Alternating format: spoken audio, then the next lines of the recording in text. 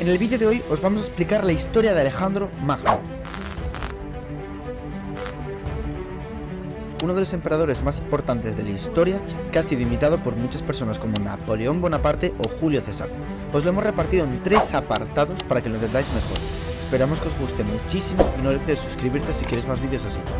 La pervivencia del mito de Alejandro Magno fue paralela a la reinterpretación de la figura en diferentes épocas y culturas, que asumieron lo que más le interesaba de su compleja y rica vida. El último en hacerlo fue Oliver Stone, quien estrenó la película Alejandro Magno, que destaca la bisexualidad del emperador, un tema candente en las sensibilidades del siglo XXI. Alejandro nos hace mejores. Esta frase de Ptolomeo, uno de los generales del emperador macedonio, resume el atractivo de una figura que tuvo una carrera sin precedentes en el mundo antiguo.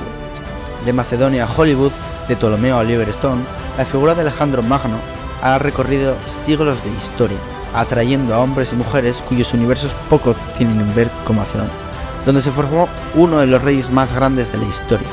Su condición de joven, tanto en el momento de su trono como en el momento de su prematura muerte, y sus viajes por el mundo durante constantes conquistas, le otorgan una singularidad con pocos paralelos que emociona a políticos, escritores y artistas. Pero más allá de eso, la seducción no es solo por su aura militar, tiene que ver con la naturaleza del personaje. La alejandromanía comenzó en vida del rey, quien hábilmente la fomentó. Alejandro Magno, hijo de Filipo II de Macedonia y la princesa Olimpia, nació en Pella, la capital de Macedonia, en el 356 a.C. Educado como un príncipe, pronto se interesó por los poemas que relataban las aventuras y hazañas de los héroes.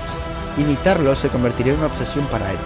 Su maestro Aristóteles notó en gran medida sus preferencias y comportamiento y le inculcó el interés por la ética, la política y la filosofía, así como por la literatura, la geografía y la medicina. Y para darle la iniciativa sobre las armas que tan bien dominarían en un futuro, nadie mejor que su padre, un gran estratega con el que no tuvo una buena relación. La situación empeoró cuando Felipe se casó con una joven aristócrata, lo que provocó que su madre fuera lisiada a su tierra natal de Epiro, cerca de la actual Albania, con el joven Alejandro. Muchos más estrechos eran los lazos que unían a Alejandro con Olimpia, quien estaba decidida a ver a su hijo sentarse en el trono. Heredó de ella su naturaleza temperamental y ambiciosa. Después de un año en el exilio, padre e hijo se reconciliaron y Alejandro volvió a la corte para retomar sus deberes como heredero. A los 16 años participó en su primera campaña militar. 2 años después dirigió la caballería macedonia que aplastó a la coalición griega en Queronea. La muerte de Filipo, asesinado en 336 a.C., hizo posible su ansiado ascenso al trono. El nuevo gobernante no perdió el tiempo en hacer valer su autoridad. A pesar de su inexperiencia y sus años, ordenó la eliminación de todos los oponentes peligrosos, algunos de los cuales eran sus familiares.